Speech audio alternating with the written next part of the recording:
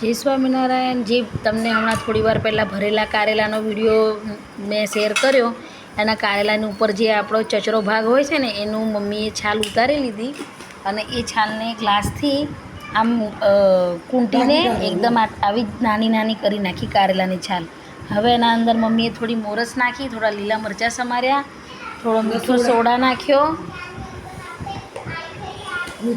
અને એમાં થોડું નમક નાખશે સ્વાદ પ્રમાણે। તમારે વધારે તીખું જોઈએ તો લીલા મરચાં વધારે નાખી શકો। થોડું દહીં નાખવાનું, અમે દહીં મટકીમાં જ જમાય છે, જોઈ લો અમારું મટકીનું દહીં। સાથે દૂધ નાખ્યું હતું, સરસ જામી ગયું છે। થોડું દહીં મમ્મીએ નાખ્યું। હવે એમાં મસાલો એડ કરશે, થોડો ગરમ મસાલો, હળદર થોડી,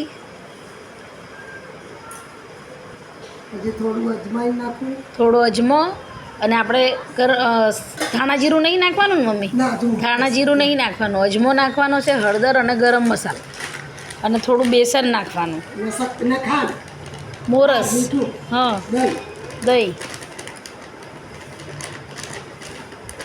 કારેલાના ભજીયાનો વિડીયો ચાલે છે અમારા ઘરે, તમે બધા બી વિડીયોમાં જોઈને તમારા ઘરે કારેલાનો ભજીયા બનાવજો।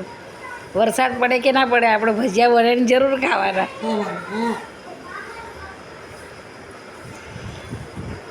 હવે મમ્મી બેટર તૈયાર કરે છે।